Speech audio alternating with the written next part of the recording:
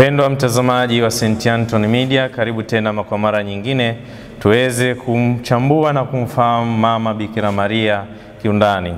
Tunapoendelea kusali katika sala ya litania, tunaendelea kugundua na kuvumbua sifa nyingi za mama huyu Bikira Maria, haswa katika kanisa la Kristo. Basi leo kwa namna pekee ningependa tumfahamu Mama Bikira Maria, ni kwa nini tunamuita mama wa Kristo. Sifa hii ya Mama Bikira Maria kama mama wa Kristo ni sifa ya 4 katika orodha ya litania ile ya sifa za Bikira Maria. Mpendwa mtazamaji, Bikira Maria huyu anaitwa mama wa Kristo kwa sababu kuu mbili. Sababu ya kwanza, Yesu Kristo ana sifa kuu mbili, amebeba sifa kuu mbili, yaani umungu pamoja na ubinadamu. Kumbe kwa nafasi ya ubinadamu hii ya ubinadamu wa Kristo imebebwa kwa sababu ya uwepo wa mama huyu Bikira Maria, yaani mama wa Kristo. Kumbe sababu kubwa ya kwanza ya mama huyu kuitwa mama wa Kristo ni kwa sababu kwa tendo la Kristo kuzaliwa kupitia mama huyu aliweza kuchota ubinadamu na kuweza kupata ule ubinadamu wake. Mama Bikira Maria anaitwa mama wa Kristo kwa sababu Yesu Kristo alibeba hulka mbili, yaani ya umungu pamoja na ubinadamu.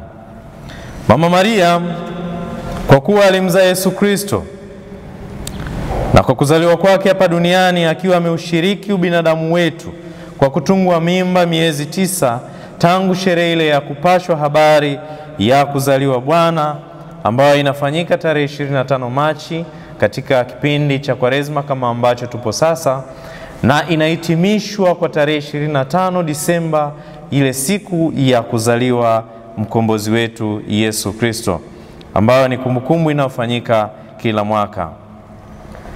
Bwana wetu Yesu Kristo kama binadamu basi Maria anaitwa mama wa kanisa, anaitwa mama wa Kristo. Ndugu mpendwa, basi mama huyu Bikira Maria kwa tendo la kumzaa Kristo naye pia anabeba jina la umama kama vile mama wengine, kama anavyoitwa mama wa Peter, mama wa Joshua na kadhalika.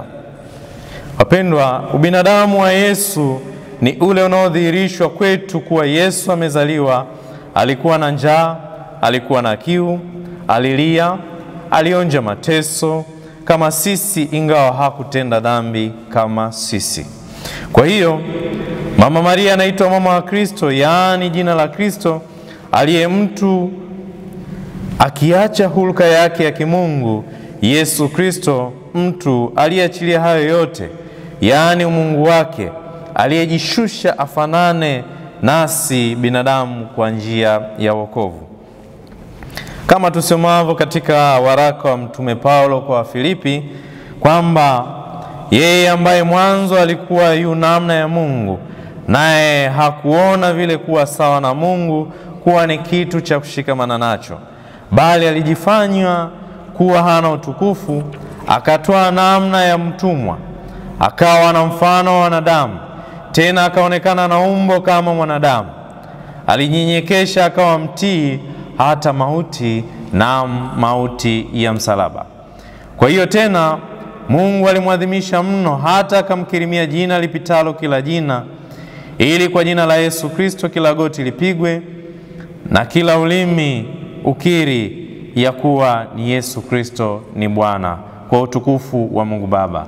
Wa Filipi sura ile ya 2 aya 6 hadi ya 11.